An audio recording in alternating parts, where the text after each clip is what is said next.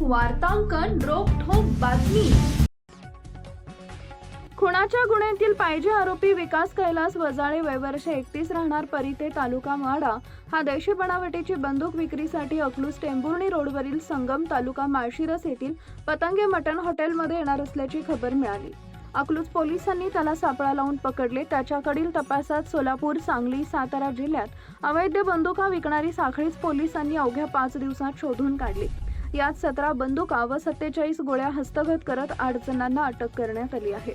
Akluj police ठाण्याकडील हवालदार श्रीराम पोरे यांना खबऱ्याकडून मिळालेल्या माहितीवरून पोलिसांनी विकास वंजाळे याला कारसह MH45 AE 7002 पकडले।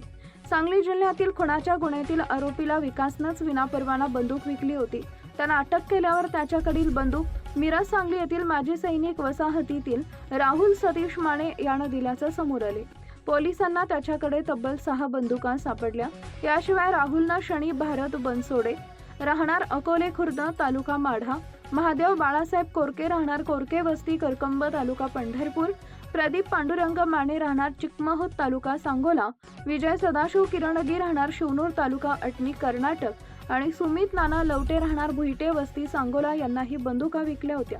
पोलिसांनी या सर्वांना अटक केली। यातील मुख्य आरोपी संशयित राहुल माने यास मध्य प्रदेशातील अनिल पंचलाल मेहता याच्याकडून विनापरवाना बंदूक आणत होता। पोलीस अधीक्षकांचं विशेष पथक अकलूज पोलिसांनी मेहताला धुळे इथून अटक केली। त्याच्याकडेही 4 बंदुका सापडल्या। या कारवाईत